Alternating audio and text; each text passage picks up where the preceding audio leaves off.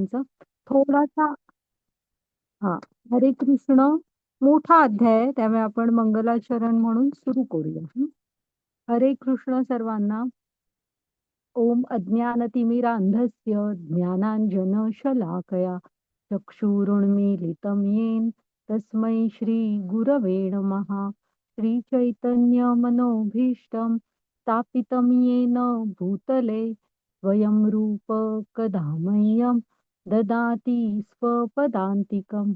वन्देऽहं श्रीगुरु श्रीयुत्पदकमलं श्रीगुरून् वैष्णवांच श्रीरूपं साग्रजातं सहगण रघुनाथान्वितं तं सजीवं साद्वैतं सावधूतं परिजनसहितं कृष्ण चैतन्य देवं श्री राधा कृष्ण पदान् सहगण ललिता श्री विशाखान्वितांच.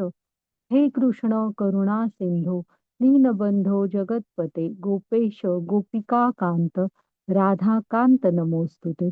तप्त कांचन गौरांगी राधे वृंदावनेश्वरी वृषभानुसुते देवी प्रणमामि हरिप्रिये.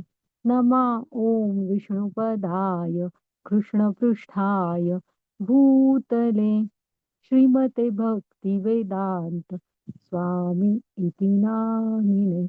नमस्ते सारस्वते देवी गौरवाणी प्रचारिणे निर्विशेष शून्यवादी पाश्चात्य देश तारिणे. जय श्री कृष्ण चैतन्य प्रभु नित्यानंद श्री अद्वैत गदाधर श्रीवासादि गौर भक्त वृंद.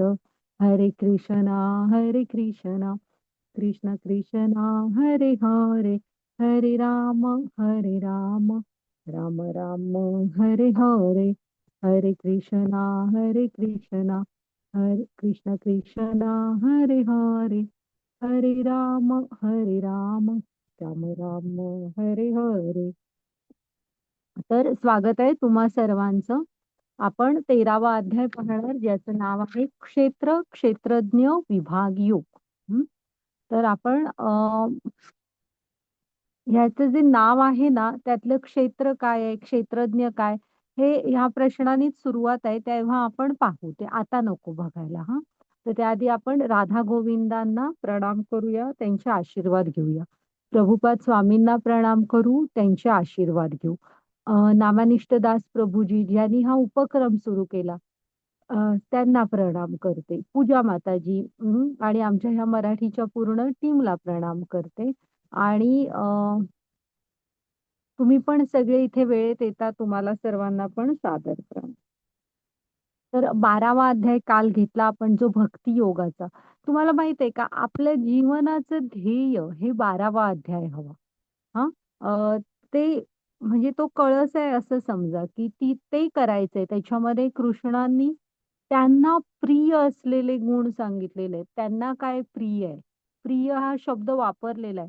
म्हणजे कृष्णांना प्रिय आहे ते किती अनमोल असेल बघा. मग आपण काल बघितलं की अर्जुन विचारतो की तो काय स्वतःला त्या विश्वरूपाशी जोडून घेऊ शकत नव्हता. मग सगुण साकाराची पूजा करायची की निराकाराची? तर कृष्णाने काय सांगितलं, हे जे निराकार वरचा जो हा अष्टांग योगाचा मार्ग आहे ना, हा प्रगतीसाठी अत्यंत कठीण आहे. आणि त्याच्यावर प्रगती करणं ना, त्याच्यामध्ये हे पूर्णपणे आपल्यावर अवलंबून असतं. भक्तियोग हा त्यापेक्षा सोपा आहे. आणि मुख्य म्हणजे कृष्ण म्हणजे आपल्यामध्ये मदत, आपण तो नियम ऐकलेला बघा 4थ्या अध्यायात, की तुम्ही भक्तीमध्ये जेवढी पावलं टाकता तेवढीच कृष्ण आपल्याकडे टाकत असतात. म्हणजे तुम्ही ज्या भावामध्ये कृष्णांना भेटतात त्याच भावामध्ये परत ते आपल्याला भेटत असतात. मग कृष्णाने त्याच्यानंतर तिथे भक्तीमध्ये तुम्ही हे नाही करू शकत तर ते करा, ते नाही करू शकत तर ते, असं सांगितलं होतं बघा. म्हणजे कृष्णांना किती वाटतं की आपण त्यांच्याकडे परत जावं, ते आपलं खरं धाम आहे.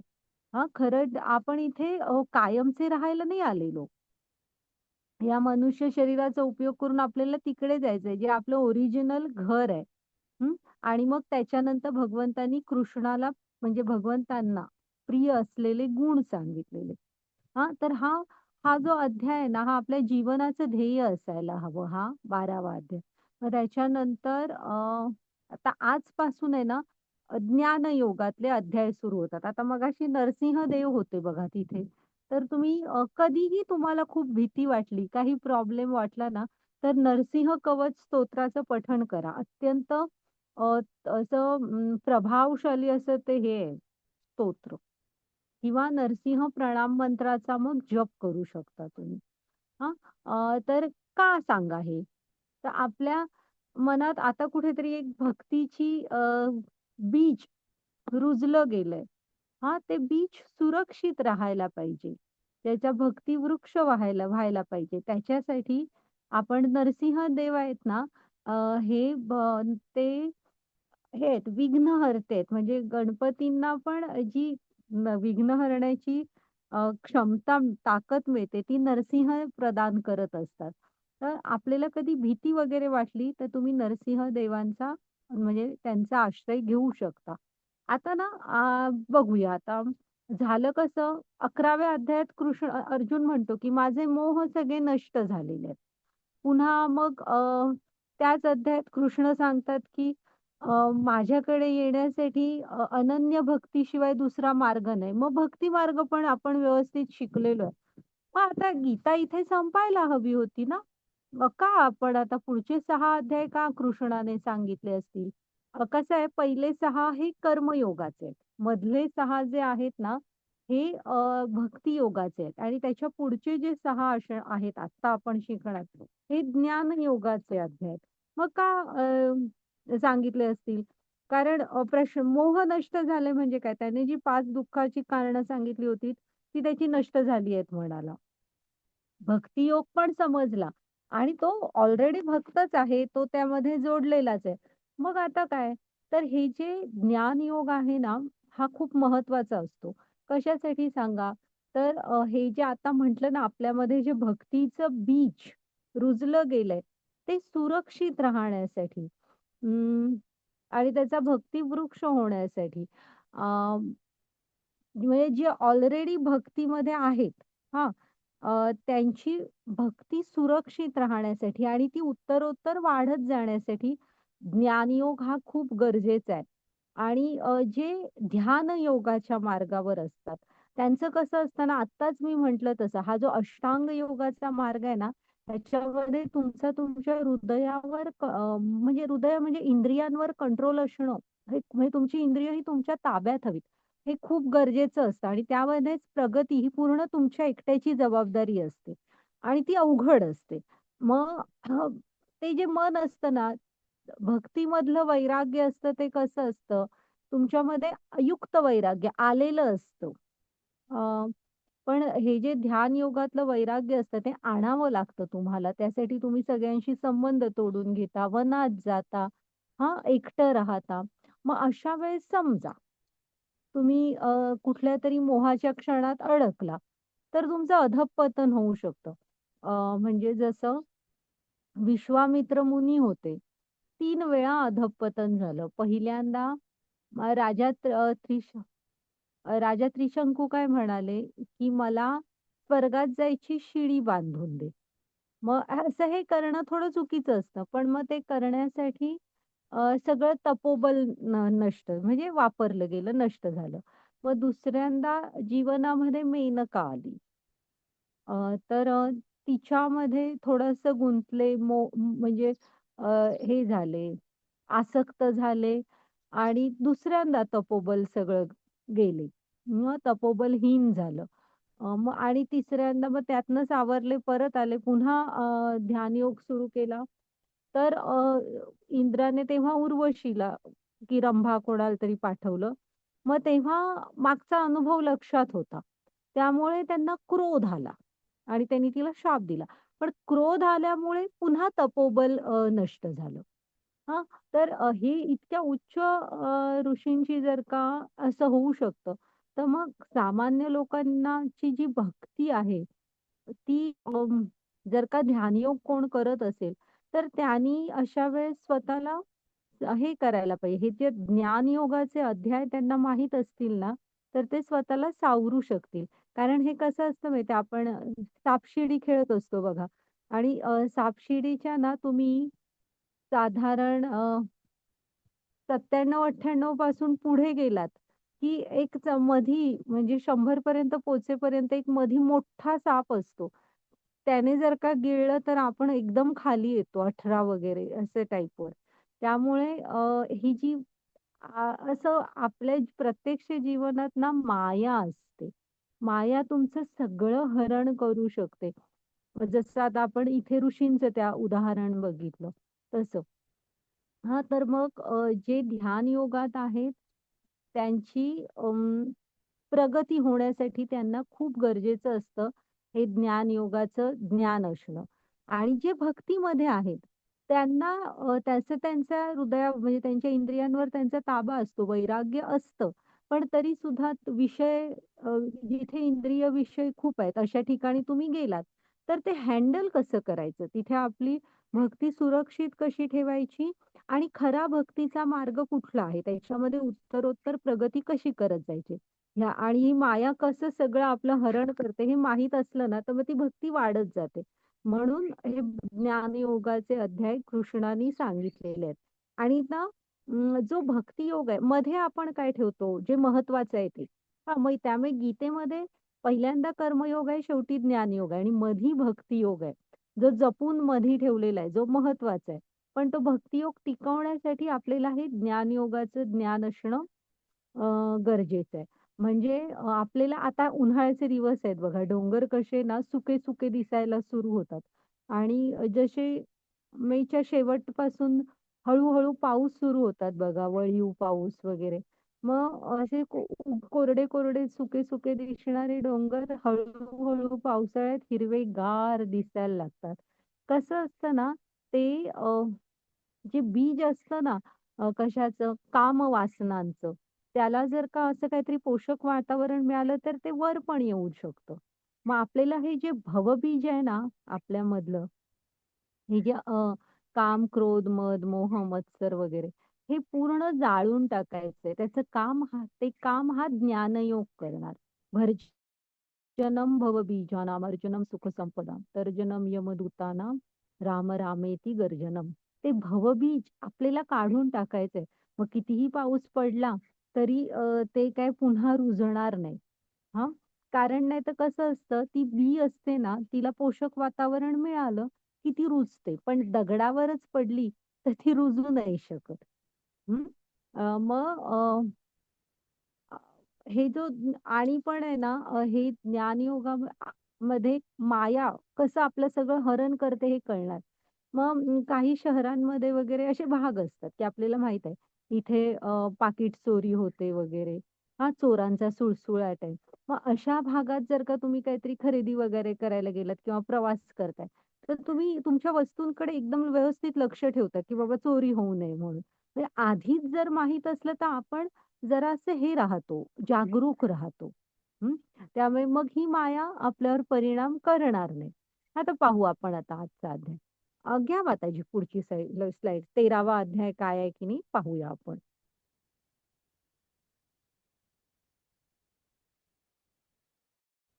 वाचा माताजी एकदा हेच साधारण आपण आता सगळं पाहिलंय.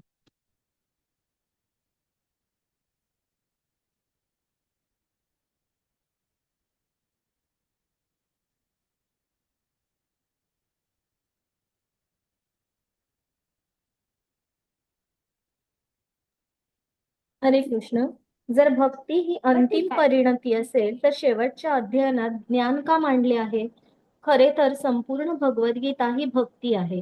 पहिले 6 अध्याय कर्माद्वारे भक्ती कशी करायची यावर चर्चा करतात. शेवटचे 6 अध्याय ज्ञानाद्वारे भक्ती कशी करायची याचे वर्णन करतात. मधले 6 अध्याय तर भक्तीचीच चर्चा करतात. तसेच 12व्या अध्यायात कृष्णांनी स्पष्ट केले की जे त्यांच्या भक्तिमय सेवेत संलग्न होतात त्यांचा ते जन्म मृत्यूरूपी संसार सागरातून त्वरित उद्धार करतात. म्हणून शेवटचे 6 अध्याय भौतिक जगापासून स्वतःला अनासक्त करण्यासाठी आवश्यक ते ज्ञान देतात. या ज्ञानाचा उपयोग भौतिक मायेपासून अलिप्त राहण्यासाठी आणि कृष्णाशी जोडून घेण्यासाठी होतो. त्यामुळे या ज्ञानाची जोड जेव्हा भक्तीला मिळते तेव्हा शीघ्र प्रगती होते. हरे कृष्ण. हरे कृष्ण. हां, हे आपण आता बघितलं. मायेपासून कसं सुरक्षित राहायचं, की माया कसं सगळं हरण करू शकते. माताजी घ्या पुढे.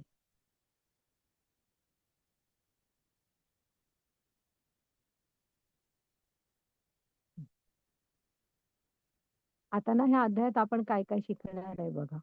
अर्जुनाने इथे 6 प्रश्न विचारलेले आहेत आणि कृष्णाने त्याची उत्तरं पण दिली आहेत. क्षेत्र काय, क्षेत्रज्ञ काय? हां, ते. मग भगवंतांनी इथे ज्ञान प्राप्त करायची पद्धत असते, त्याविषयी सांगितलंय. मग ज्ञानाचं ध्येय काय आहे? मग थोडंसं ना इथे जे आहे म्हणजे प्रकृती पुरुष आणि त्यांचा संयोग.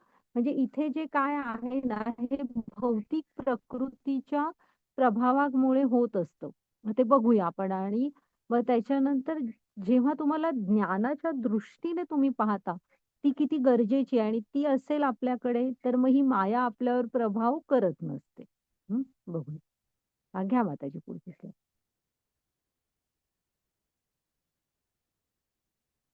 हरे कृष्ण. अर्जुन म्हणाला, हे कृष्ण, मला प्रकृती, पुरुष, क्षेत्र, क्षेत्रज्ञ आणि ज्ञान तथा नेय याविषयी जाणून घ्यायची इच्छा आहे. श्री भगवान म्हणाले, हे कौंतेय, या शरीराला क्षेत्र म्हटले जाते आणि जो शरीराला जाणतो त्याला क्षेत्रज्ञ म्हटले जाते. हरे कृष्ण. हा अर्जुनाचा प्रश्न आहे की क्षेत्र म्हणजे काय, क्षेत्रज्ञ म्हणजे काय. हं? तर क्षेत्र कशाला म्हणायचं सांगा.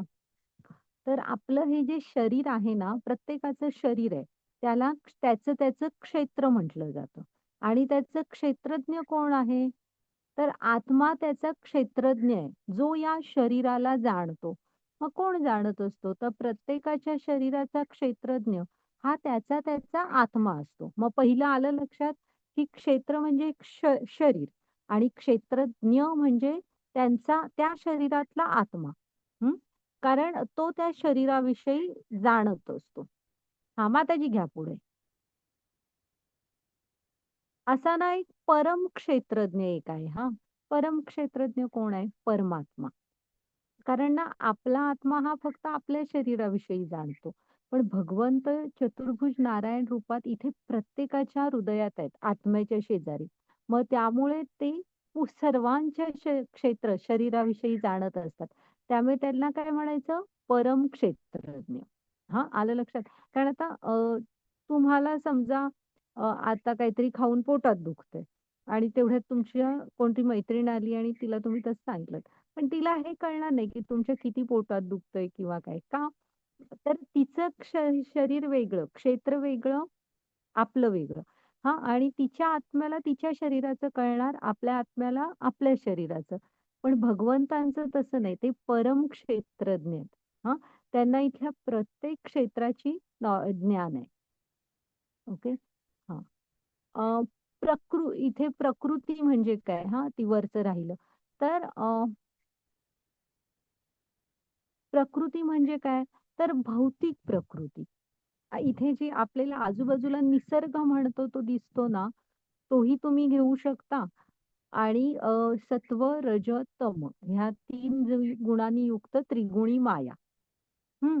मग पुरुष कोण आहे? तर इथे स्त्री पुरुष असं पुरुष नाही घ्यायचं. इथे तुम्ही सजीव घ्यायचे सगळे. हां. तर इथे जो कोण ह्या प्रकृतीचा उपभोग घेतो ना, तो प्रत्येक जण पुरुष आहे. म्हणजे मागे मी तुम्हाला सांगितलं होतं, की जीवन जगण्यासाठी आपल्याला ह्या भौतिक प्रकृतीतून वस्तू वगैरे घ्याव्या लागतात. म्हणजे चिमण्या सुद्धा घर बांधायला, पक्षी वगैरे बघा, इथला चिखल, काठ्या वगैरे घेतात. गवत वगैरे.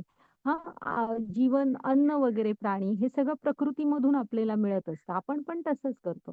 त्यामुळे जो कोण ह्या प्रकृतीचा उपभोग घेतो ते सगळे पुरुष. म्हणजे आपण सगळे ते सजीव त्याच्यामध्ये येणार. मग क्षेत्र म्हणजे शरीर, क्षेत्रज्ञ म्हणजे आत्मा आणि परमात्मा परम क्षेत्रज्ञ. ज्ञान काय आहे? सॉरी ज्ञान म्हणजे कृष्ण काय म्हणतात माहित आहे, की आत्मा आणि परमात्मा ह्यांना जाणणं. हां, पुन्हा शरीर म्हणजे पहिलं की शरीर आणि आत्म्यातला फरक ओळखा. हां आणि त्याच्यानंतर आत्मा आणि परमात्मा ह्यांच्यातला संबंध ओळखणं हे ज्ञान आहे. म्हणजे तुम्ही आता ना ज्ञानाचं ध्येय म्हणजे ज्ञानम असतं, ज्ञानम. मग आपल्या ह्या मिळवलेल्या ज्ञानाचं ध्येय हे परमात्म्यापर्यंत म्हणजे आत्म्याला परमात्म्यापर्यंत पोहोचवणं हेच असायला हवं. हां, कृष्ण म्हणतात, की हेच हे सोडून तुम्ही जे काही मिळवताय त्याला कृष्ण ज्ञानच समजत नाही. ओके. हां, माताजी घ्या पुढे. म्हणजे इथे ज्ञान म्हणजे काय बघा, हा शरीर आणि आत्मा ह्यातला फरक जर का कळला तरच तुम्हाला ज्ञान मिळालंय असं समजायचं. तो कधी जीवनात कळलाच नाही, की मी शरीर नाही आत्मा आहे. तर कृष्णांच्या दृष्टीने आपण पूर्ण अज्ञानी आहोत आणि त्याचं ध्येय आत्म्याला परमात्म्याशी जोडणं हेच असायला हवं. हां, माताजी पुढची स्लाईड घ्या आता. वाचूया आपण हं. वाचा माताजी. हरे कृष्ण. तत्क्षेत्रै नाही क्षेत्रज्ञांच्या अच्छा. क्षेत्रज्ञं चापि मां विद्धि सर्वक्षेत्रेषु भारत. क्षेत्रक्षेत्रज्ञयोर्ज्ञानैः यत्तज्ज्ञानं मतं मम. हरे कृष्ण. हरे कृष्णा. हे भारत, सर्व शरीरामधील क्षेत्रज्ञ सुद्धा मीच असल्याने तू जाण आणि हे शरीर तथा त्यांचा क्षेत्रज्ञ जाणणे म्हणजे ज्ञान होय, हे माझे मत आहे. हरे कृष्णा. हां, आपण हे बघितलं आता, की ज्ञान म्हणजे काय? तर मी शरीर नाही आत्मा आहे. हे शरीर आणि आत्मा ह्यातला फरक कळायला हवा. ह्याला कृष्ण ज्ञान म्हणतायत. हं. माताजी घ्या पुढे. हां, 1 मिनिट, 1 मिनिट. आता आपण ना जरा हे एका वाक्यात बघितलं. जरासं आणि गहिराईत जाऊन क्षेत्र आणि क्षेत्रज्ञ म्हणजे शरीर आणि आत्मा ह्यांच्याविषयी जरा जास्त बघूया. तर ना आपल्या शरीर भानाच्या 3 अवस्था असतात. आता तो पहिला फोटो बघा. पहिल्या चित्रामध्ये तो माणूस एक दाखवलाय ऑफिसमध्ये आहे. स्मोकिंग पण करतोय, फोनवर कुणाशी तरी बोलतोय पण. आणि ऑफिसचं काम पण करत असणार. हं. मग आपले शरीराला कसं असतं आपलं शरीर? 3 आवरणं असतात. पहिलं सूक्ष्म शरीर. सॉरी पहिलं स्थूल शरीर जे पंचमहाभूतांनी बनलंय. मग काय असतं? सूक्ष्म शरीर जे मन, बुद्धी आणि अहंकार ह्याने बनलेलं असतं. आणि मग त्याच्या आत असतो आत्मा आणि परमात्मा. आता ह्याचे 3ही जागृत आहेत. स्थूल शरीर, सूक्ष्म शरीर आणि आत्मा आणि परमात्मा. मग संध्याकाळी घरी आला, जेवला वगैरे झोपी गेला. मग तेव्हा ही आता दुसरी अवस्था शरीरभानाची, की ज्यामध्ये स्थूल शरीर झोपी गेलेलं आहे. पण सूक्ष्म शरीर अजूनही जागृत आहे. मन, बुद्धी आणि अहंकार. बुद्धीने पैशाचा वगैरे विचार करतोय. मनात ज्या मैत्रिणीशी बोलत होता त्याचे विचार स्वप्नात वगैरे दिसतायत. तर ह्याला म्हणायचं की तुमचं सूक्ष्म शरीर अजून जागृत आहे. पण नंतर असं होतं की हे थोडी पहिली झोप झाल्यानंतर गाढ झोपी जातो. तेव्हा मग हे सूक्ष्म शरीर पण झोपी जातं. पण तिन्हीमध्ये तुम्हाला जागृत कोण दिसतायत आणि आत्मा आणि परमात्मा जागृत आहेत बघा. त्यामुळे त्यांना आपण फसवू नाही शकत. ते तुमच्या प्रत्येक गोष्टीचे साक्षी असतात.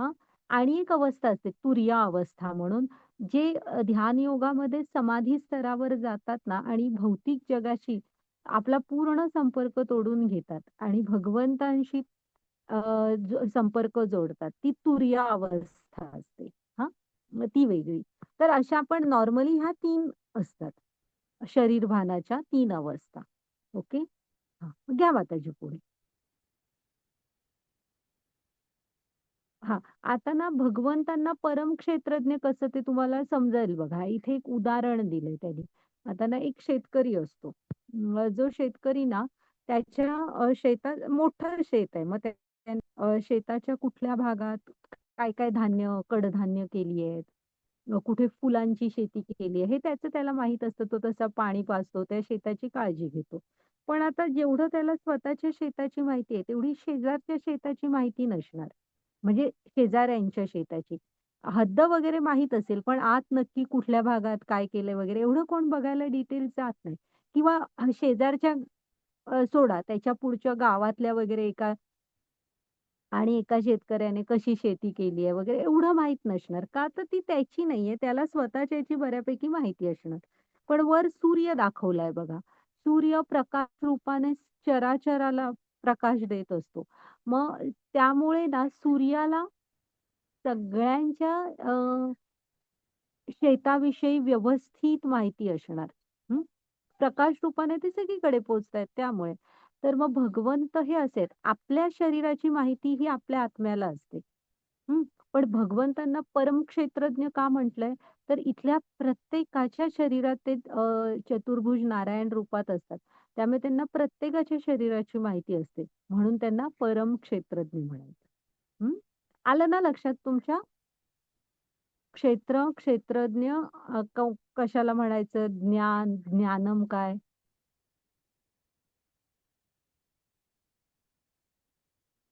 जाऊया का पुढे?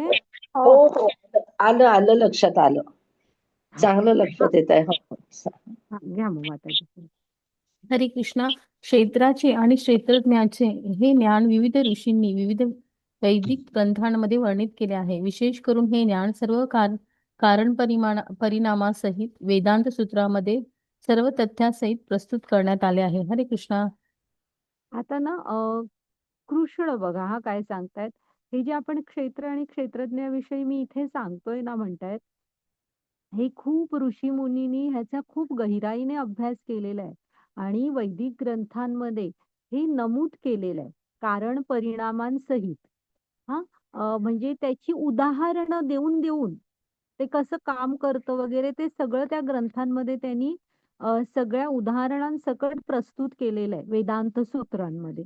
हां, मग इथे ना तुम्ही लक्षात ठेवा कृष्ण सुद्धा जे सांगतायत त्याला एक सपोर्टला संदर्भ देतायत. तर आपण पण जेव्हा जे काही सांगतो ना त्याचे मी हे ज्ञान तुम्हाला कुठून देतो हे अधिकृत आपल्याला माहीत असायला हवं, की मनाचं नाही सांगत आहे. आणि आता इथे कृष्ण काय म्हणतायत बघा की म्हणजे हे त्यांनी हे जे मूळ ज्ञान दिलेलं त्याच्यावर ऋषीमुनींनी खूप अभ्यास केला आणि वेदांत सूत्रामध्ये आपल्याला ते सांगितलेलं आहे. पण ते कारण परिणामांसहित. मग कारण आणि परिणाम काय? तर इथे लक्षात ठेवायचं. कारण हे कृष्ण आहेत आणि परिणाम आपण आहोत. का सांगा? तर पुन्हा तो गोलोक चार्ट आठवा. हं.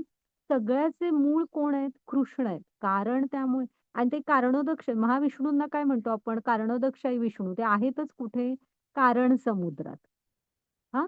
त्यामुळे सगळ्याचा मूळ स्रोत कुठे आहे? कृष्ण आहे. त्यामुळे ते कोण आहेत? कारण. आपण परिणाम आहोत. आणि कारणातून परिणाम येत असतो. परिणामातून तुम्हाला कारण मिळणार नाही. आता याचं म्हणजे आता उदाहरण देऊया. तुमच्या दारात एखादं झाड आहे. फणसाचं वगैरे धरा. मग मोठंसं आहे तुम्ही म्हटलात ह्याला जरा कापूया आणि फळ्या काढून टेबल खुर्ची बनवून घेऊया. मग तुम्ही टेबल खुर्ची बनवून घेतलीत. तर आपण असं म्हणू शकतो का? म्हणजे नक्कीच म्हणू शकतो, की त्या फणसाच्या झाड हे कारण आहे. आणि टेबल खुर्ची काय आहे? परिणाम आहे. हां, मग त्या कारणामध्ये परिणाम होतो की नाही? तुम्ही टेबल खुर्ची बनवू शकत होता त्याच्यामधून. फळ्या वगैरे काढू शकत होता. त्यामुळे होतं की नाही? पण तेच आता टेबल खुर्ची वापरताय. हं. आणि तुम्ही म्हटलात, की ह्यातनं मी कारण तयार करतो. म्हणजे मी फणसाचं झाड परत तयार करतो. तर ते जमणार नाही. का? तर हे परिणाम आहेत. परिणामातून उलट जाता येणार नाही. हां, कारणातून परिणाम मिळतात. परिणामातून उलट जाता येत नाही. त्यामुळे इथलं मूळ कोण आहेत? कृष्ण. कृष्ण हे कारण आहेत. आपण सगळे परिणाम आहोत. हं. आपण भगवंतांचं हे घेऊ शकत नाही. म्हणजे आपण सगळ्या बाबतीत ते म्हटलं होतं बघा, भगवंत विभू आहेत. आपण अणू आहोत. हां, आपण परिणाम आहोत. ओके. भगवंत हे सगळ्याचं मूळ आहेत. हां. घ्या माताजी पुढे. आता ना हे सगळ्यांनी लक्षात ठेवा. हे छान आहे आणि हा थोडेसे ना लक्षात ठेवा. आपल्या जीवनात थोडंसं अशाने थोडेसे प्रयत्न करा, की तुम्ही वरच्या स्तरांवर आपण जाऊ. कसं असतं ना, ब्रह्मसाक्षात्काराच्या ह्या 5 अवस्था असतात. म्हणजे ना अ, हे जे आपण मेडिकल सायन्स सध्याचं मॉडर्न काय म्हणतं, हे जे स्थूल शरीर आहे हेच आपण आहे. ते बाकीचं काही फारसं मानत नाही. पण आपले जे ग्रंथ आहेत ना, ते खूप ॲडव्हान्स फार्मकॉलॉजी म्हणतात त्याला. ॲडव्हान्स स्तरावरून तुम्हाला उपचार वगैरे सांगतात. बाकीच्या पॅथीज बघा, होमिओपॅथी, ॲलोपॅथीपेक्षा ना आयुर्वेद वगैरे, ह्या थोड्याशा उच्च स्तरावरून विचार करून औषधोपचार करत असतात. तर इथे ना आपल्या अजून तुम्ही त्याच्यापुढे आपल्या शास्त्रांमध्ये जाल ना, एक मिनिट हां. आपण तर आपल्या शास्त्रांमध्ये आणि गहिरं सांगितलेलं आहे. हां, आता ना आपल्याला फक्त स्थूल शरीराचा आपण विचार करतो ना, तसं नाही. इथे ना त्यांनी शरीराची 5 आवरणं सांगितलेली आहेत. आणि ह्याचा नियम कसा आहे, म्हणजे खालून या. अन्नमयच्या आत प्राणमय असतं, प्राणमयच्या आत ज्ञानमय. अशी आत ही आवरणं असतात. हां. आणि नियम कसा आहे, जर वरचा जो स्तर दाखवलाय त्यांनी, तो कोश तुमचा हे असला, अं, काय असतो म्हणतात त्याला, आरोग्यपूर्ण किंवा व्यवस्थित असला, तर बाहेरची आवरणं हेच असणार, निरोगीच असणार. हां, असं आहे. म्हणजे तुम्ही आतले स्तर जर का शुद्ध स्वरूपातले असले, तर बाहेरचं शुद्ध हे असणारच. तुम्ही निरोगी असणार. हां, म्हणजे आता अन्नमय शरीर. पहिला काय आवरण असतं, अन्नमय कोश म्हणतात त्याला. पहिला, ज्याला आपण हे पंचमहाभूतांनी बनलेलं शारीरिक स्थूल शरीर म्हणतो. त्याला म्हणायचं अन्नमय कोश. तर तर तो कसा फिटनेस त्याचा ठेवायचा हे प्रत्येकाला अगदी लहान असल्यापासून आई-वडिलांनी सांगितलेलं असतं, की हात धुवून जेवायला बसा, ताजं अन्न घ्या, पचायला हलकं, पुन्हा चौरस आहार. हे सगळं आपल्याला बऱ्यापैकी माहीत असतं, की फळं वगैरे खा. आपल्या आई-वडिलांनी पण आपली ती सगळी काळजी घेतलेली असते. मग त्यामुळे हा निरोगी कसा ठेवायचा हे आपल्याला बऱ्यापैकी माहीत असतं. आणि आपली बऱ्यापैकी 90% जणांचं इथपर्यंतच हे असतं. अन्नमय स्तरापर्यंतच विचार करत असतात ती. पंचमहाभूतानी आणि बाकी मनुष्य सोडून जे वृक्ष, प्राणी, इव्हन लहान बाळ वगैरे असतं ना, हे ह्याच स्तरापर्यंत उन्नत असतात. त्यांना एकच माहीत असतं, अन्न मिळवून खाणं आणि आपलं जीवन जगणं. वनस्पती, प्राणी ह्यांना. लहान बाळ पण फार काही कळत नाही. मग भूक लागली की रडतं. पोट भरलं की शांत त्याचं ते खेळत राहतं. असं. तर ही साधारण अन्नमय स्तरापर्यंतच प्रगती केलेली असतात. मग त्याच्यापुढे प्राणमय. हां, हा प्राणमय स्तर जो असतो ना, तो निरोगी राहण्यासाठी म्हणजे हा 5 वायूंनी बनलेला असतो. आपण प्राणायाम करतो बघा. तर तो ते का आहेत सांगा? हा कोश निरोगी राहण्यासाठी. हा 5 वायूंनी बनलेला असतो. प्राण, अपान, व्यान, उदान आणि समान. ह्या 5 वायूंनी बनलेला असतो. आणि हा शुद्ध राहण्यासाठी अ, तुम्ही म्हणजे प्राणायाम, ते श्वासाचे व्यायाम करायला हवेत. हां. आणि सगळ्यात म्हणजे सगळ्यात महत्वाचं आहे, की तुम्ही स्वच्छ सूर्यप्रकाशात जायला हवं. जेवढं तुम्ही स्वच्छ सूर्यप्रकाशात जाणार, तेवढा हा स्तर आपला शुद्ध राहतो. हा आपल्या पहिल्या श्वासापासून ॲक्टिव्ह होतो ते शेवटच्या श्वासापर्यंत ॲक्टिव्ह असतो. तर ह्याच्यासाठी सगळ्यात महत्वाचं आहे तुम्ही भरपूर सूर्यप्रकाश. त्यामुळे मुलांना बाहेर घेऊन जायचं असेल ना, तर मॉलमध्ये वगैरे घेऊन जाऊ नका. त्यांना ग्राउंडवर खेळायला घेऊन जावा. सुट्ट्या असतील तर थोडं निसर्गाकडे घेऊन जावा. ती भरपूर खेळू देत. हां, तुम्ही स्वतः जास्तीत जास्त सूर्यप्रकाशात, स्वच्छ हवेत जाण्याचा प्रयत्न करायला पाहिजे. मोकळ्या हवेत, की हा आपला प्राणमय कोश चांगला राहतो. खूप नाक आणि चेहरा झाकून जर का तुम्ही सगळं पॅक होऊन वावरताय, तर मग आपला प्राणमय कोश बिघडतो. हां, त्यासाठी तुम्हाला स्वच्छ सूर्यप्रकाश, प्राणायामचे व्यायाम करणं हे गरजेचं असतं. आणि हा जर का शुद्ध हवा, भरपूर सूर्यप्रकाश असं तुम्ही खेळत असाल, व्यायाम असेल शरीराला, तर हा चांगला राहतो. आणि हा चांगला असेल तर आपला अन्नमय कोश व्यवस्थित राहतो. हं. मग येतो ज्ञानमय कोश. हां, किंवा ह्याला मनोमय कोश पण म्हणतात. ज्ञानमय किंवा मनोमय कोश. तर ही एक चेतना असते आपल्यामध्ये, की मला जिवंत राहायचंय. हां, ती एक जाणीव. तो जनरली तेवढीच असते माणसाला, ज्ञानमय कोश. पण जर का अ, इंद्रिय स्तरांच्या वरती आपण विचार केला, हं. प्राणमयमध्ये साधारण आपण इंद्रियांचे थोडे लाड पुरवतो. पण मग इथे ज्ञानमय स्तर कसा असतो माहिती आहे, की तुम्ही शास्त्रीय संगीत ऐकता किंवा वाद्य वगैरे काहीतरी वाजवायला शिकता. कुठल्याही नृत्य, चित्रकला अशी काहीही म्हणजे ह्याच्यात असं काही नाही. तुम्हाला एखादी कला आवडतेय, आणि तुम्ही ती शिकताय. हां, तर ह्याला म्हणायचं की तुम्ही थोडंसं म्हणजे जिवंत राहण्याच्या पुढचा काहीतरी विचार करताय. कला वगैरेच्या क्षेत्रात जाताय, काहीतरी कविता लिहिताय, लिखाण करताय. काहीही हां, तर हा असतो ज्ञानमय कोश. मग हे राहण्यासाठी काय करायचं असतं सांगा? अ, चांगला राहण्यासाठी? तर इथे तुम्ही एकतर चांगल्या कशामध्ये तरी गुंतवून घ्यायला पाहिजे स्वतःला. आता म्हटलं तशी छंद जोपासा चांगल्या प्रकारचे हां. आणि ह्यांना ना आपल्या इंद्रियांना चांगल्या गोष्टींमध्ये जोडून घ्या. त्यांना जे खाद्य म्हणू आपण, तुम्ही तुमच्या इंद्रियांना जे खाद्य देताय ना, ते चांगल्या उच्च प्रतीचं द्या. म्हणजे ते व्यसनं-बिसनांमध्ये अडकणार नाहीत. तर त्याच्याही पुढचं आता म्हटलं तसं गायन, वादन, कुठलीही कला हां, खूप प्रकारच्या असतात. त्याला काही मर्यादा नाही. तर चांगल्या गोष्टींमध्ये ना तुम्ही तर तुमचं जे इंद्रिय आहेत, ती चांगल्या ह्याच्यात गुंतली तर हा ज्ञानमय कोश निरोगी राहतो. आणि ह्याच्यासाठी ना हा निरोगी राहण्यासाठी तुम्हाला ना पहिलं काम करायला पाहिजे, तुम्ही जप करायला हवा. हां, आपलं मन आहे ना, हे जप ही आध्यात्मिक वाणी आहे. भौतिक वाणी नव्हे ती, ती आध्यात्मिक वाणी आहे. आणि ते मंत्र तुमच्या मनावर कंट्रोल येतो तुमचा. पुन्हा तुमच्या मनातल्या शुद्ध भावना मंत्र डायरेक्ट भगवंतांकडे पोहोचवत असतो. त्यामुळे आपण जेवढा जप करत जाऊ, तेवढा आपला मानसिक स्तर किंवा ज्ञानमय कोश हा शुद्ध होत जाणार आणि तो शुद्ध असला तर प्राणमय आणि अन्नमय कोश चांगले राहणार. त्यासाठी ना तुम्ही तुमच्या इंद्रियांना चांगल्या म्हणजे टीव्ही म्हणजे तुम्ही जे काही डोळ्यांनी बघता, ते चांगलं बघा. ह्या टीव्ही सीरियलमध्ये काय असतं खरं सांगा कुठल्या घरांमध्ये तुम्हाला इतकी भांडणं दिसतात? 4-5 घरं तर आपल्या आजूबाजूला पण असतातच.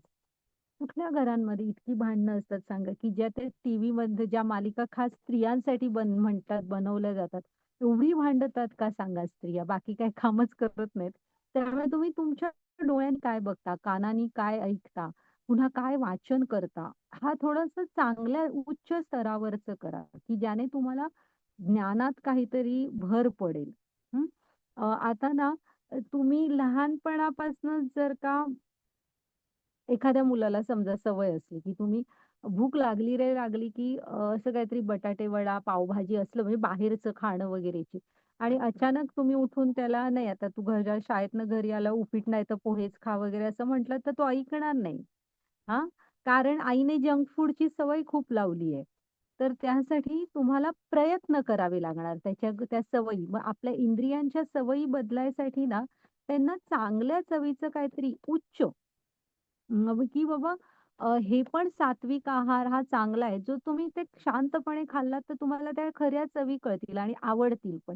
तसं आपल्या इंद्रियांना पण चांगल्या तुम्ही कानानी चांगलं ऐका. आता तुम्ही म्हटलं ना भागवतमच्या कथा चांगल्या लोकांकडून ऐकलात ना रामायण, महाभारत, भागवतम तर इतक्या सुंदर कथा आहेत त्या की तुम्हाला बाकीचं काय ऐकण्यापेक्षा ते ऐकायला आवडणार. आणि तुम्ही तुमचं व्यावहारिक आयुष्य पण चांगलं करू शकाल. ते तुम्हाला गाईड करतात, की जीवन कसं जगायचं असतं. तर ह्याला अशा प्रकारे तुम्ही ह्या ज्ञानमय स्तर किंवा ज्ञानमय कोश शुद्ध ठेवू शकता, की तुमच्या इंद्रियांना ना चांगलं द्यायला हवं आणि दुसरं मंत्र जप करायला हवं. जेवढा जप करत जाणार, तेवढं हे स्थिर होत जाणार. आपली धावणारी इंद्रिय शांत होणार. हां, मग त्याच्यानंतर येतो विज्ञानमय. ह्याला बुद्धिमय म्हटलंय बघा. तर इथे जे आहे ना, मी करता, मी भोगता ह्याच्या पलीकडे गेल्यावर हा डेव्हलप होतो, की मी इथं तुम्हाला ना जाणीव व्हायला पाहिजे. इथे ह्या स्तरावर गुरु यायला, की ज्ञान म्हणजे हां, ठीक आहे मी हे कला शिकतोय किंवा मी हे चांगलं पण काय तुम्ही करत असाल, समाजासाठी करत असाल, तर हे पण करायची मला ताकद कोणतरी देतंय. हे कोण असेल जे सगळ्याला कंट्रोल करतं? माझ्याकडून हे सगळं करून घेतंय. कोणी मला ह्या क्षमता दिल्या? असं जेव्हा विचार करतो, तर हा विज्ञानमय स्तर. अशा वेळेस ना की मी कुठून आलो वगैरे तुम्ही विचार करता आणि ह्यावेळेस योग्य आध्यात्मिक गुरु भेटले आणि तुमचा भगवंतांकडचा प्रवास सुरू झाला होतो. हां, मग ह्याला म्हणायचं की तुम्ही विचार करताय आणि गुरु भेटलेत. तर हा विज्ञानमय स्तर, की जेव्हा आपण थोडंसं भगवंतांविषयी आणि म्हणजे यम, नियम पाळायला सुरू करता, शास्त्रांचं वाचन असं. आणि मी करता, मी भोगता ह्याच्या पुढे गेल्यावरच हा स्तर सुरू होतो. जिथे मी भगवंतांचा नित्य दास आहे. मी जे काय करतोय हे कृष्ण तुमची सेवा म्हणून करतोय. अशी भावना आपल्यामध्ये येते. तर हा विज्ञानमय स्तर असतो. हा निरोगी असला तर हे खालचे चारही निरोगी असतात. आणि मग येतो आनंदमय स्तर. हा इथे ना घेणं काय नसतं. इथे सेवेचा, देण्याचा आनंद असतो. म्हणजे 99% माणसं तर विज्ञानमय स्तरापर्यंतच असतात. त्याच्या पुढची जी म्हणजे पोहोचू शकतात. तुकाराम, ज्ञानेश्वर किंवा सगळे जे संत म्हणून आपल्याला माहीत आहेत बघा. प्रचंड वैराग्य असतं त्यांच्यामध्ये आणि त्यांचा भगवंतांशी जोडले गेलेले असतात ते. त्यांचं सगळं मेरे तो गिरधर गोपाल असतात. त्यामुळे ना देण्यातला आनंद शिकलेली असतात ती.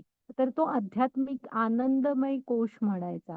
आध्यात्मिक स्तर. त्यांना या भौतिक जगातून काहीच नको असतं. त्यांनी देण्याचा आनंद शिकलेला असतो. तर तो म्हणजे जे संत होते त्यांचे चरित्र अनुभवातून बघा, वाचा. त्यात तुम्हाला कळणार की हा आनंदमय हे काय आहे तर. आणि तो म्हणजे तो व्यवस्थित असला तर बाहेरचे चारी. लक्षात आलं ना तुमचा हा नियम कसा आहे? हे आतले आतले कोश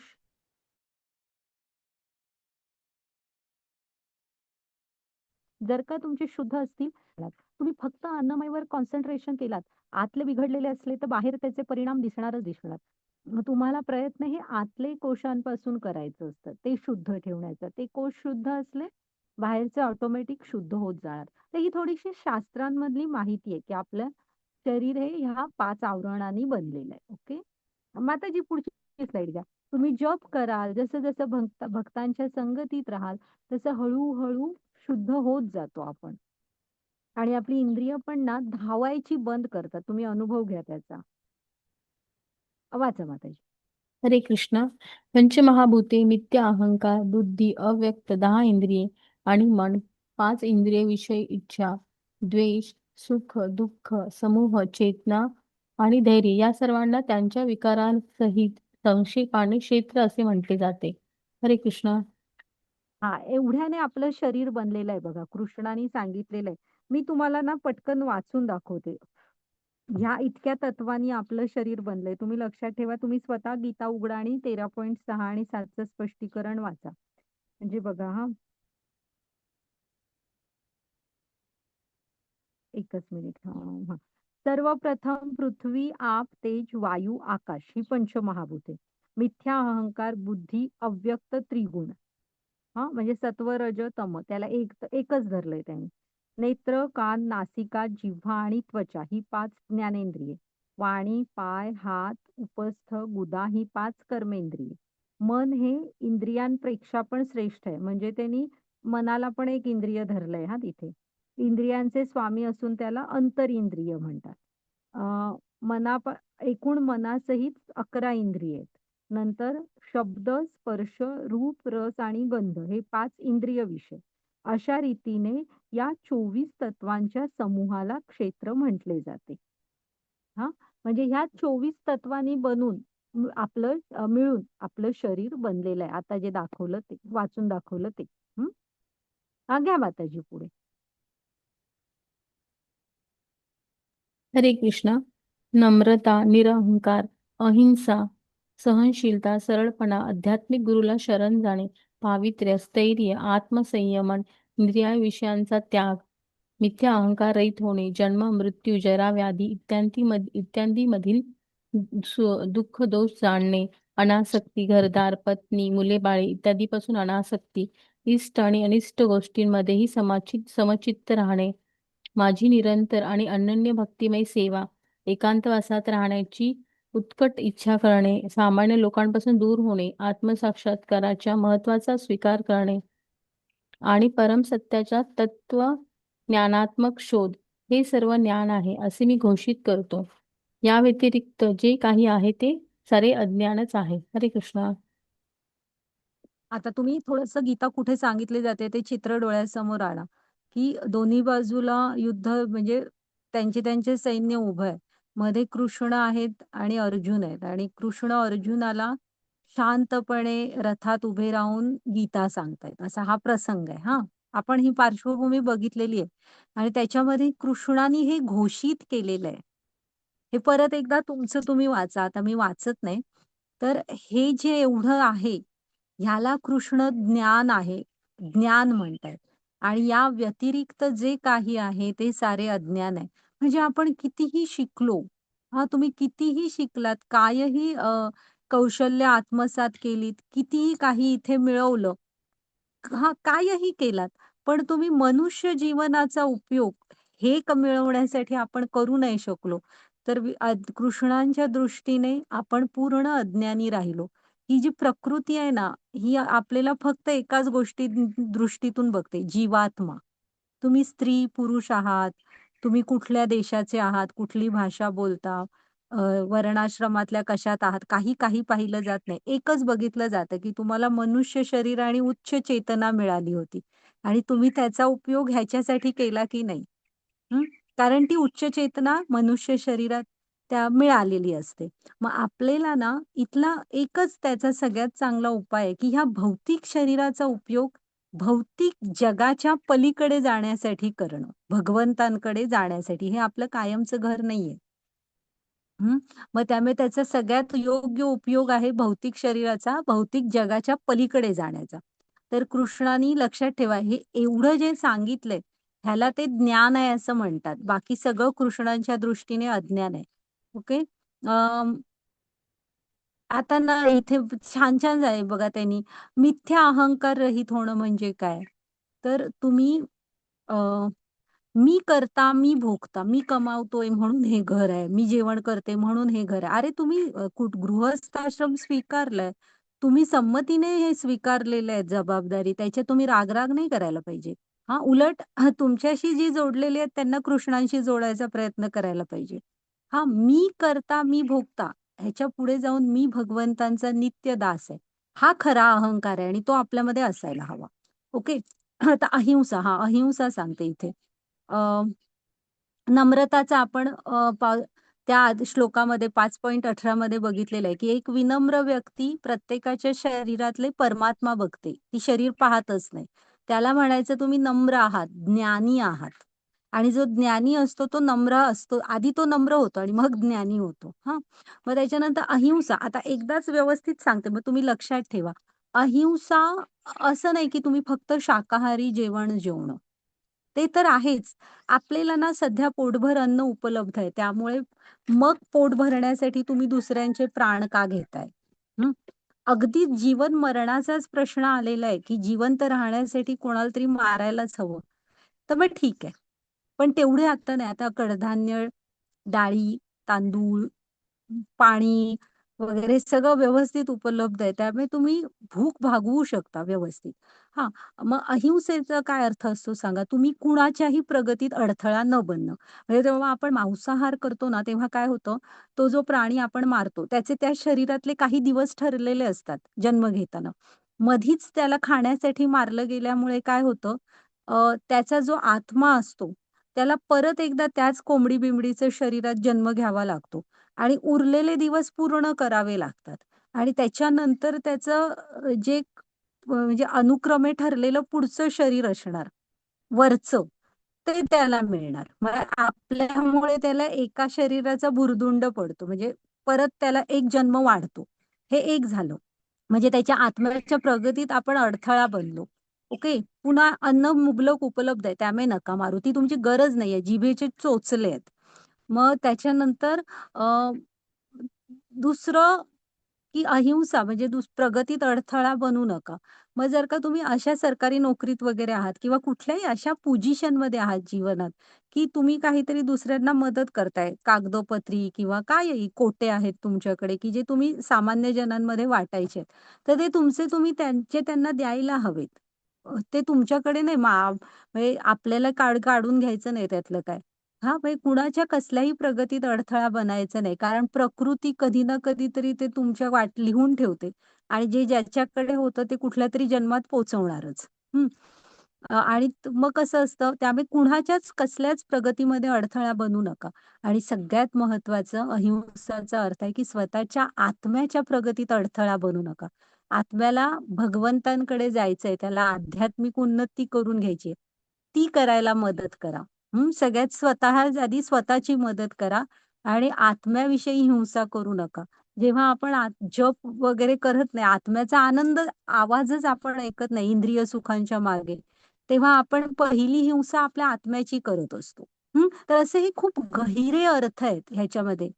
तर हा अहिंसेचा अर्थ आहे, की तुम्ही कुणाच्याही प्रगतीमध्ये अडथळा बनू नका. पहिल्यांदा आत्म्याच्या आध्यात्मिक प्रगतीच्या मध्ये येऊ नका.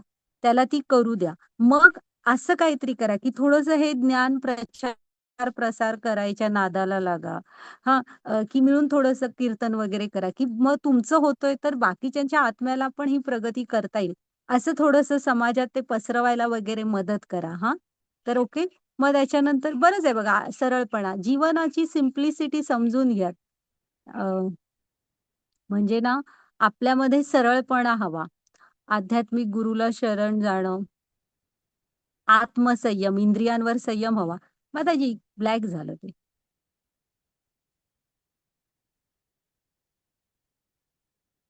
थांबा, हा स्क्रीन मला ब्लॅक आलं. ओके. पावित्र्य, स्थैर्य, स्थिर मन हवं आपलं. इंद्रिय विषयांचा त्याग हे हळू-हळू होतं. मिथ्या अहंकार सांगितलं, मी करता, मी भोगताच्या पलीकडे जा. जन्म, मृत्यू, जरा, व्याधी म्हणजे हे सगळ्यांच्या वाटणीला येऊन जाऊन असणारच आहे इथे. हे लक्षात ठेवायचं. ते टाळता येत नाही. अनासक्ती, घरदार, पत्नी, मुले, बाळे इत्यादीपासून अनासक्ती. सोडून द्या त्यांना असं चुकीचे अर्थ काढू नका. तर ना पक्षी आपल्या पिलांना मोठं करतातच ना, प्राणी-बिणी आणि ती पण फार मन लावून मोठं करतात. खूप धडपड करून मोठं करतात. तुमच्या शेजारी वगैरे आजूबाजूला मांजर वगैरे असाल तर तुम्ही बघाल त्यांची आई त्या पिल्लांना खूप कष्टानेच मोठं करते. पण नंतर अपेक्षा नाही ठेवत. तर हे शेवटी इथलं सत्य आहे. मुलं मोठी व्हायची, ती त्यांच्या त्यांच्या मार्गाने जाणारच. तर ह्यामध्ये कसं आहे, सोडून द्या नाही. त्यांच्याविषयीच्या सगळ्या जबाबदारी पार पाडा आणि नंतर भगवंतांवर सोडून द्या. तुम्ही तुमचं कर्तव्य केलंत, ती मोठी झाली आहेत, समंजस झाली आहेत. मग त्यांच्याकडे मध्ये न गुंतता कृष्णांमध्ये गुंता. इष्ट अनिष्टमध्ये समचित्त राहा. ओके. भक्तिमय सेवेमध्ये भगवंतांच्या निरंतर अनन्य भक्तिमय सेवा करा. एकांतवासात राहण्याची उत्कट इच्छा म्हणजे ना, त्याशिवाय आपण ज्ञान ग्रहण करू शकत नाही. म्हणजे एकांतवासात राहणं म्हणजे समाजाशी तोडून घ्या असं नाही. तर जो वेळ एकटा मिळतोय, तो ज्ञानासाठी वापरायला शिका. हं. सामान्य लोकांपासून दूर म्हणजे जरा प्रयत्न करा भक्तांबरोबर वगैरे राहाल, की ज्यामुळे आपल्याला चांगलं जरा ज्ञान वगैरे कळेल. आत्मसाक्षात्काराच्या महत्त्वाचा स्वीकार करा. म्हणजे हे जे भगवंत आणि आपला आत्मा आणि परमात्म्याचं जे नातं आहे ना, त्याच्यासाठी काहीतरी प्रयत्न करा. सत्याचा तत्वज्ञानात्मक शोध. म्हणजे हेच शास्त्रांमधून कृष्ण काय आहेत, आपण कोण आहोत हे शिका. ओके. माताजी पुढची स्लाईड घ्या. तर कृष्ण म्हणतात, "हे जे आहे ह्याला मी ज्ञान म्हणतो. बाकी सारे अज्ञानच आहे." माताजी आणि पुन्हा-पुन्हा हे जरा सगळे येणार आपण तेव्हा आणि पाहू हं. हरे वाचा कृष्ण. माताजी. नेय म्हणजे काय याचे मी तुला आता वर्णन करून सांगतो. ते जाणल्याने तू अमृताचे आस्वादन करू शकशील. अनादि आणि माझ्या अधीन असणारे ब्रह्म हे भौतिक जगताच्या कार्यकारणाच्या पलीकडे आहे. हरे कृष्ण. आता कृष्ण जरा सांगतायत आपल्याला, की हे जे आता पुढचं अमृताचं पान म्हणजे आपण ह्याच जीवनात करू शकतो ते. जर का ज्ञान म्हणजे काय मिळवायचंय हे आपल्याला योग्य प्रकारे कळलं, की मनुष्य जीवनात मिळवायचं आहे तर काय मिळवायचंय? ते कृष्ण आपल्याला सांगतील, की ज्यामुळे आपण ह्याच जीवनात आनंदाचे डोही, आनंद तरंग बघू शकतो. माताजी घ्या पुढे.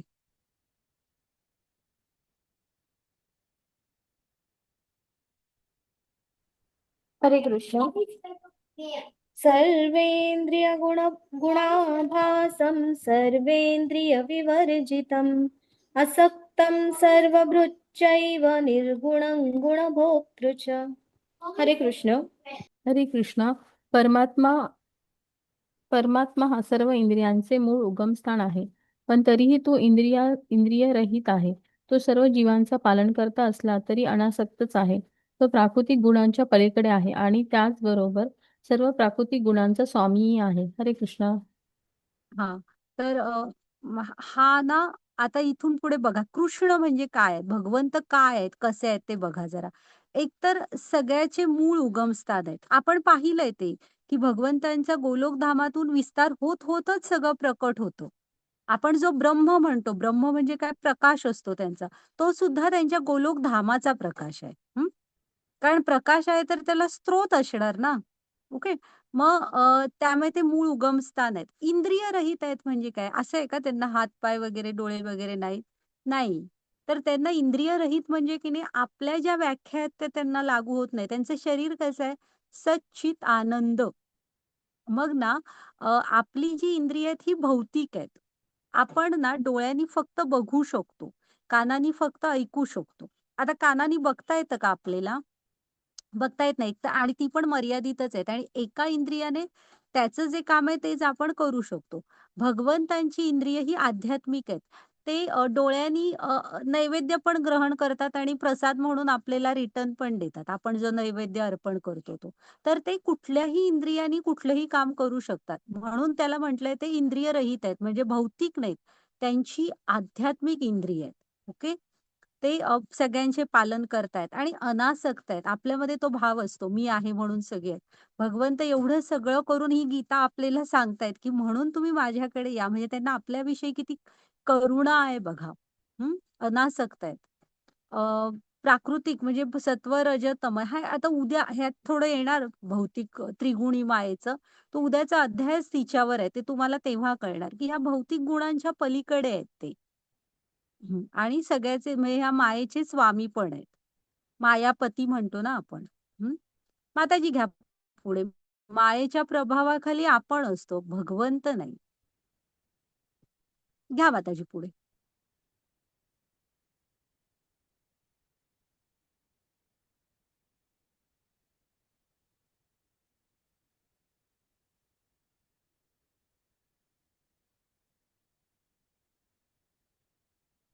अ, योजना माताजी. माझं पण बस्तानामचरञ्चरमेव च सूक्ष्मत्वात् तदविज्ञेयं दूरस्थं चान्तिके च तत्. हरे कृष्ण. माताजी अर्धच ऐकायला आला माताजी. अर्ध झालं. हम्म. बहिरन्तश्च भूतानामचरञ्चरमेव च सूक्ष्मत्वात् तदविज्ञेयं दूरस्थं चान्तिके च तत्. हरे कृष्ण. हरे कृष्ण. परम सत्य सर्व चराचर प्राणीमात्रांच्या अंतरात आणि बाहेरही आहे. ते सूक्ष्म असल्यामुळे भौतिक इंद्रियांच्या पाहण्याच्या किंवा जाणवण्याच्या ग्रहणशक्ती पलीकडे आहे. ते अत्यंत दूर असूनही सर्वांच्या जवळ आहे. हरे कृष्ण. आता जे भगवंत आहेत ना, हे सगळ्या चराचर प्राणीमात्रांच्या, फक्त माणसाच्या नाही, सगळ्या प्राणीमात्रांच्या. म्हणून त्यांच्याशी मित्रत्वाने वागायला पाहिजे, की त्यांच्या आत पण भगवंत आहेत. तर आत पण आहेत आणि बाहेर म्हणजे आत परमात्मा रूपात आणि बाहेर अणू-अणूमध्ये चेतना रूपाने आहेत. हां, फक्त ते सूक्ष्म आहे. त्यामुळे आपल्या भौतिक इंद्रियांनी आपल्याला जाणवत नाही. पण आणि अत्यंत दूर असून पण जवळ आहेत. आहेत गोलोकधामात, पण आपल्या जवळ कसे आहेत? तर चतुर्भुज नारायण रूपात हृदयातच आहेत. ही इथे परीक्षित महाराजांची गोष्ट आहे. जेव्हा अश्वत्थामा ब्रह्मास्त्र सोडतो ना, तेव्हा ती भगवंतांकडे येते आणि भगवंतांना सांगते, की माझ्या गर्भाला वाचवा म्हणून. तेव्हा भगवंत ते आत जे गर्भ असतो ना, त्याच्या पण हृदयात असतातच ना, तर भगवंत तिथे त्याला त्या ब्रह्मास्त्राच्या परिणामापासून वाचवतात, प्रकट होऊन हां.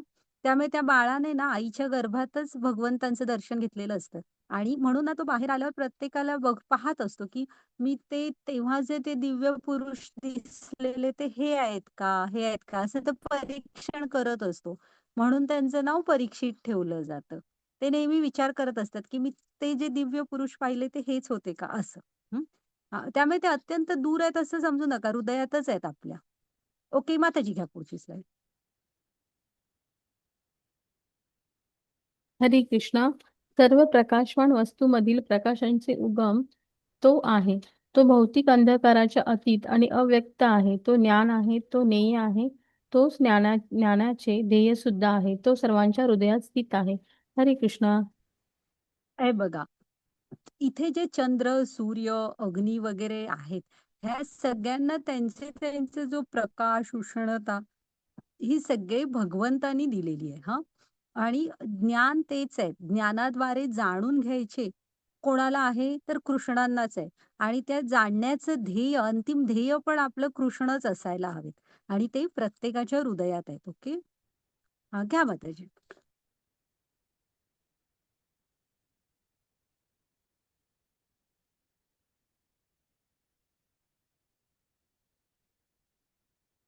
हरे कृष्णा. याप्रमाणे क्षेत्र, देह, ज्ञान आणि ज्ञेय यांचे संक्षिप्त वर्णन मी तुला सांगितले. केवळ माझा भक्तच हे पूर्णपणे जाणून माझ्या स्वभावाला प्राप्त होऊ शकतो. हरे कृष्णा. आता म्हणजे शरीर आणि आत्मा काय वगैरे सांगितलं. हा. मग ज्ञान म्हणजे काय तर आत्मा आणि परमात्म्याविषयी जाणणं. त्या ज्ञानाचं ध्येय पण कृष्णच असायला पाहिजे. ह्याविषयी कृष्ण म्हणतात, मी तुला संक्षेपाने सांगितलं. पण ना भगवंतांचे जे भक्त आहेत ना, तेच हे समजून घेऊ शकतात आणि भगवंतांना प्राप्त करू शकतात. का तर त्यांची त्यांच्यावर श्रद्धा असते म्हणून. हा, माताजी घ्या पुढे. हरे कृष्ण. भौतिक प्रकृती आणि जीव हे दोन्ही अनादी असल्याचे जाण. त्यांचे विकार आणि त्रिगुण हे भौतिक प्रकृतीपासून उत्पन्न होतात. हरे कृष्णा. हा. तर इथे ना आता हा म्हटलं ना 14व्या अध्यायात, उद्याच्या अध्यायात आपण पाहूया हे सगळं. तर हे जे आपल्याला ही जी शरीर मिळत असतात ही आपल्या कर्मांमुळे मिळतात. मग ते कसं असतं, तुम्ही त्या त्या त्रिगुणांच्या म्हणजे सत्व, रज आणि तम ह्याच्या प्रभावाखालीच आपण कर्म करत असतो आणि त्याच्यापासूनच आपल्याला मग ती शरीर मिळत असतात. असा तो नियम आहे. हे उद्या कळणार की आपण त्यांच्या प्रभावाखाली कसं काम करत असतो. ठीक. हा, माताजी घ्या पुढे. त्यामुळे ते त्यांच्या एकमेकाच्या संगतीत आल्यावरच हे सगळं होत असतं. हा, वाचा. हरे कृष्ण. कार्यकरण कर्तृत्वे हेतु प्रकृतिरुच्यते. पुरुषः सुख दुःखानां भोक्तृत्वे हेतुरुच्यते. हरे कृष्ण.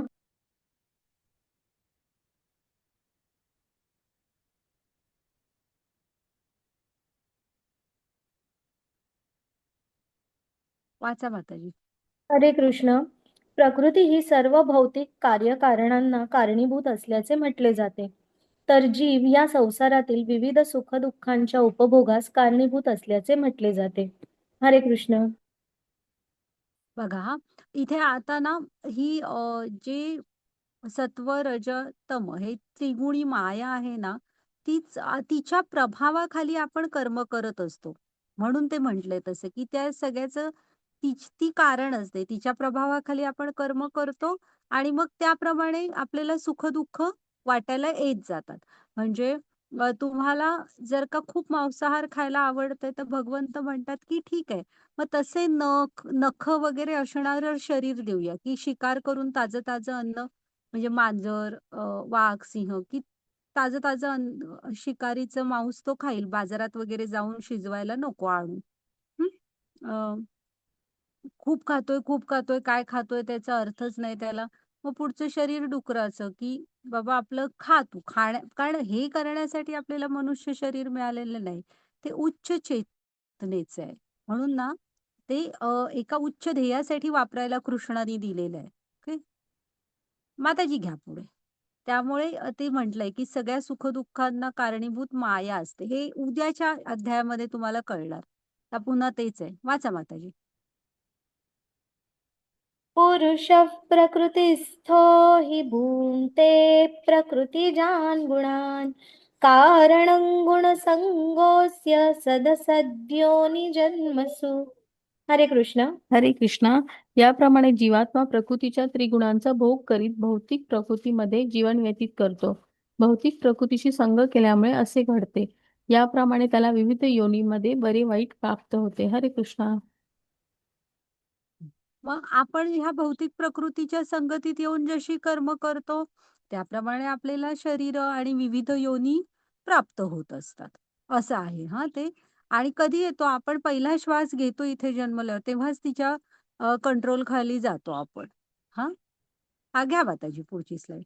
हे दुसरं कोण ह्याच्यामध्ये काय करत नसतं, आपणच करत असतो. वाचा माताजी.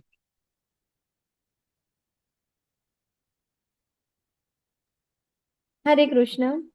उपद्रष्टानुमन्ता च भर्ता भोक्ता महेश्वरः परमात्मेति चाप्युक्तो देहेऽस्मिन् पुरुषः परः.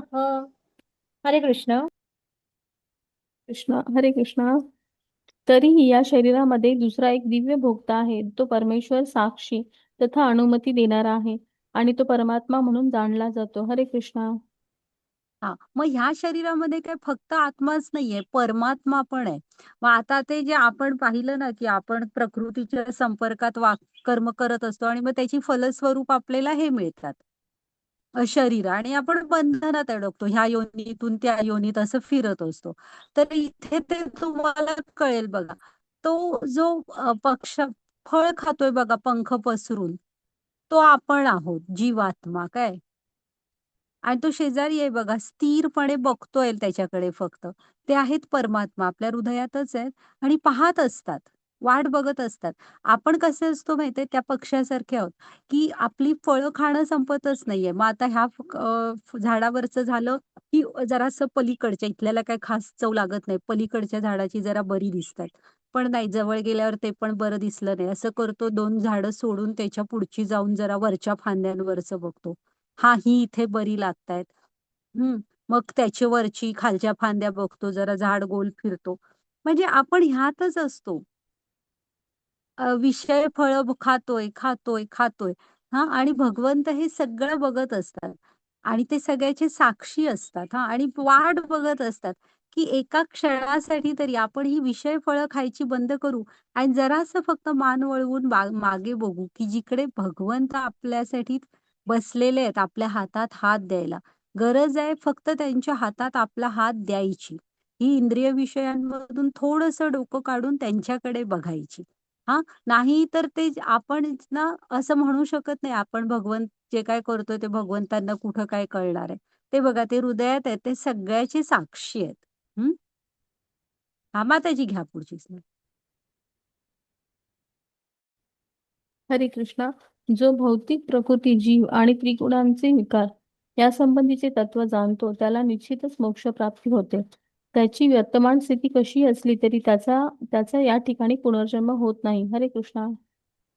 मग जेव्हा आपण मी कोण, मी शरीर नाही आत्मा आहे, परमात्म्याशी आपला संबंध काय, ते कसं जोडायचं, म्हणून आपण प्रयत्न करतो, जप करतो, भक्तांच्या संगतीत राहतो, शास्त्रांचा अभ्यास करतो. आहे आणि तशा प्रकारचं जीवन जर का जगायचा प्रयत्न करायला लागलो ना, तर भगवंत म्हणतायत, की त्याला मुक्ती मिळू शकते. हां, वर्तमान स्थिती कशीही असू दे. आता इथे परीक्षित महाराजांचं उदाहरण आहे. एकतर ऋषींचा शाप होता. 7च दिवसाचं आयुष्य होतं, तरी पण भगवत प्राप्ती केली. हं. तर गरज आहे ती आपण त्यांच्या हातात हात द्यायची. जरा इंद्रिय विषयातून त्यांच्याकडे लक्ष द्यायची. हां. हां, घ्या माताजी पुढची स्लाईड.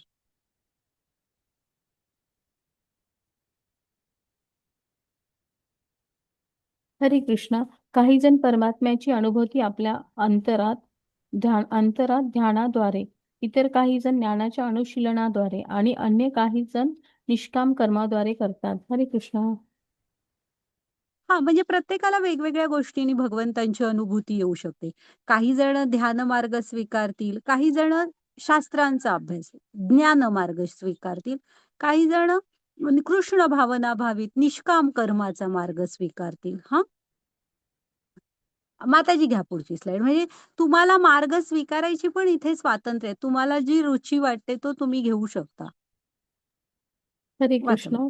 आध्यात्मिक ज्ञानामध्ये निशांत नसूनही इतरांकडून पुरुषासंबंधी ऐकून त्यांची उपासना करण्यास प्रारंभ करणारे अन्यही काही जण आहेत. प्रमाणित व्यक्तीकडून ऐकण्याच्या त्यांच्या प्रवृत्तीमुळे ते सुद्धा जन्ममृत्यूचा मार्ग पार करतात. हरे कृष्ण. हरे कृष्ण. तर आहे ना, हा इथे ना माता देव, म्हणजे कपिल मुनी आणि माता देवहूती म्हणजे त्यांच्याच आई आहेत हां.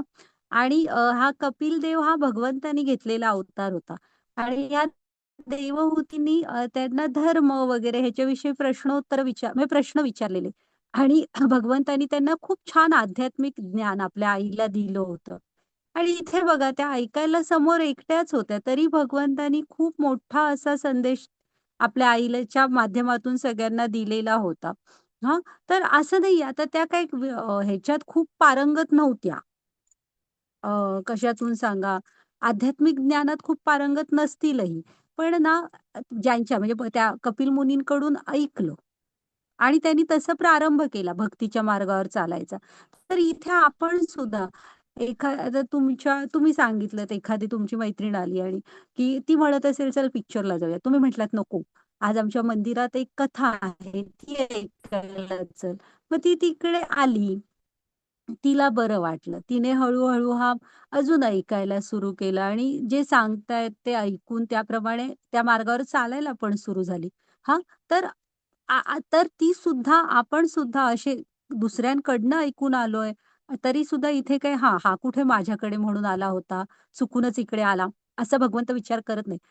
आलात ना तुम्ही त्या मार्गावर चालायला सुरू केलं ना, तर भगवंत स्वीकार करतात. हां, हे आपण हे करत असतो. ही कुठे माझ्याकडे आली होती, चुकूनच तर आली होती. भगवंत बघा कसे आहेत, ते ना ते पाहत नाहीत. म्हणून मन कसं आहे आपलं, ते मन जर का तुम्ही कुठूनही या, मन आपलं भगवंतांमध्ये लागल्याशी कारण आहे आणि तुम्ही त्याच्यानंतर तो मार्ग व्यवस्थित आचरणात आणताय, मग काही प्रॉब्लेम नाही. जन्म-मृत्यूचा मार्ग पार करू शकतो हं. हां, माताजी घ्या. त्यासाठी प्रमाणित व्यक्तींकडून ऐकायची आपली प्रवृत्ती हवी. हे जे श्रवण आहे ना, ती चांगल्या ह्याच्यावरचं हवं. म्हणजे शुद्ध भक्तांकडून आणि चांगल्या प्रतीचं. हां, वाचा माताजी. हरे कृष्ण. भरत, श्रभ, चर आणि अचर असे असे तू जे काही अस्तित्वात पाहत आहेस, ते क्षेत्र आणि क्षेत्रज्ञ यांच्या केवळ संयोगामुळे निर्माण होते हे जाण. हरे कृष्ण. हां, इथे जे काय आहे ना, क्षेत्र म्हणजे काय तर शरीर आणि आत्मा यांच्या संयोगापासून निर्माण होत असतं. म्हणजे काय होत असतं, शरीर मिळाल्यावर तुम्ही जी कर्म करता, त्याप्रमाणे मग पुढचं शरीर बनवत असता. मग वृद्ध झालो, की आत्म्याला ते शरीर सोडून पुढच्यात प्रवेश करायला लागतो. मग एक परत शरीर. मग त्याच्यामध्ये जे काय करता त्याचं फलस्वरूप पुढची शरीर. असं हे ते सुरूच असतं चक्र. हं. हां, माताजी घ्या पुढे.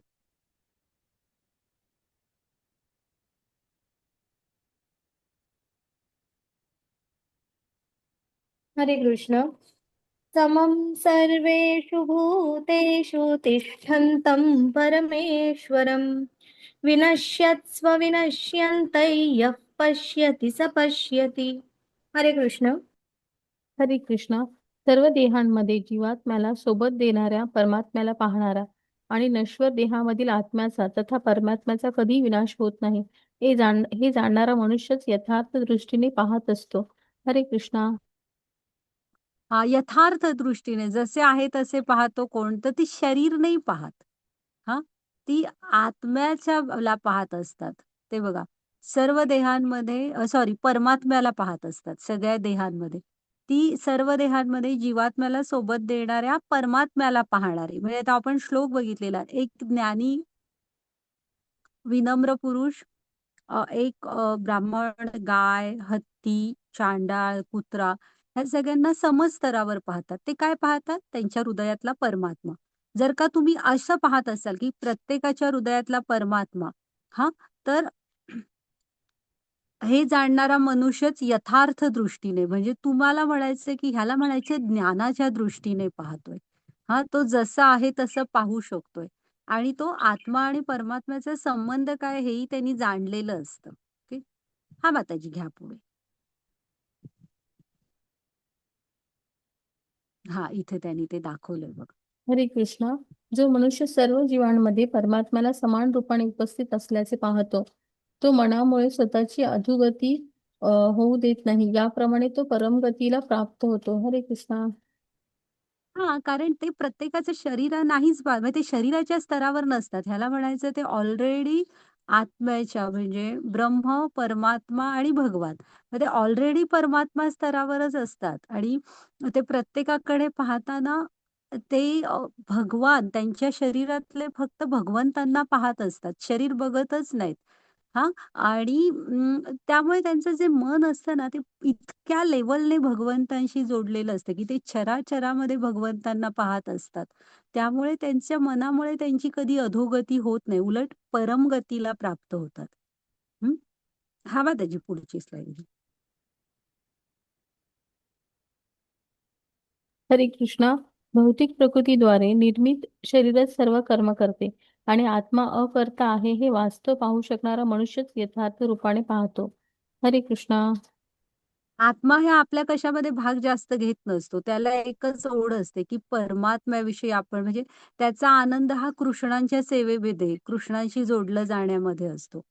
तो बाकीचं जे आपल्याला काही मिळतं वगैरे ना, हे आपण इंद्रिय सुखांसाठी जे काही करत असतो, त्यातनं हे आपल्याला कर्म आणि त्यामुळे मिळणारं शरीर असं ते सुरू असतं. हं.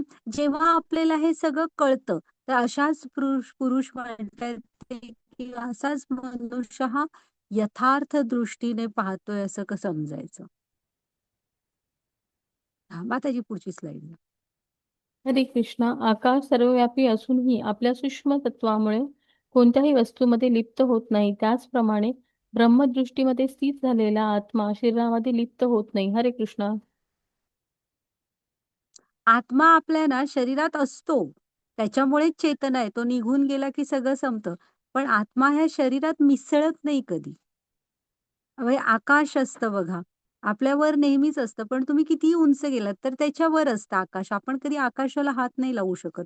तो इतका सूक्ष्म आहे ना, तो शरीरात मिसळत नाही.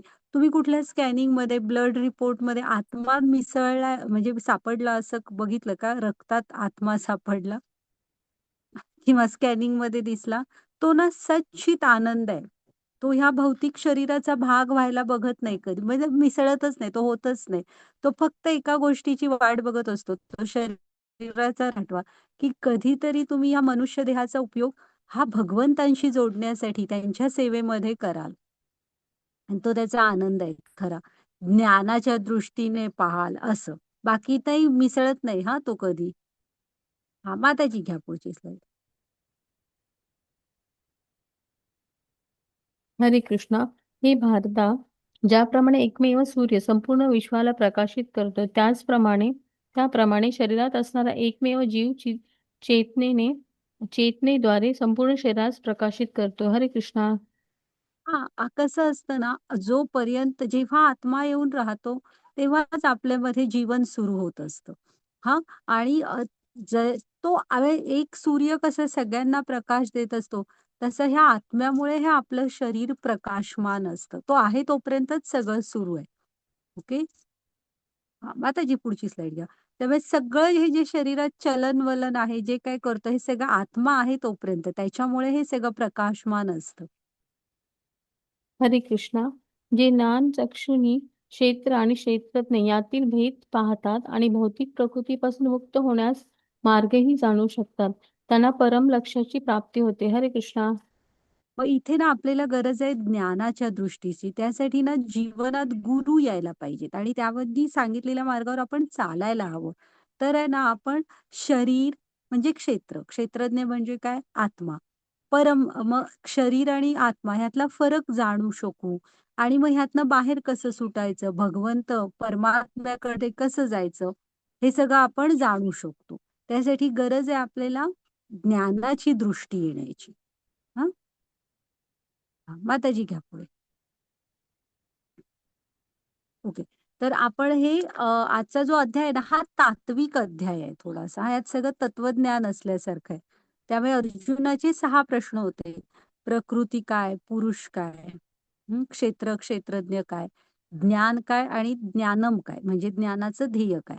हां, हे आपण पाहिलं. मग भगवंतानी स्वतःविषयी सांगितलेलं आहे, की परमात्मा काय आहे? ओके. मग परमात्म्याविषयीच्या ज्ञानाचं ध्येय काय असायला हवं? आपल्याला जे ज्ञान मिळतं ह्याचं ध्येय हे परमात्म्याला प्राप्त करणं असायला हवं. मग आता ते मधले श्लोक होते बघा, की कसे ही जी भौतिक प्रकृती आणि पुरुष ह्यांच्या संयोगानेच सगळं होत असतं आणि आत्मा त्यामध्ये मिसळत नाही.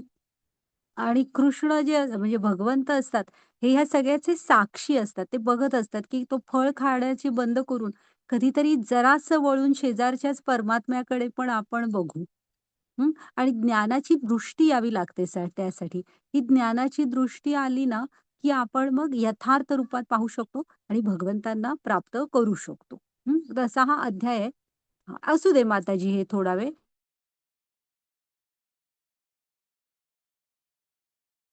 आता झाला असणार अध्याय. पण माताजी रेकॉर्डिंग स्टॉप केलं तरी चालेल.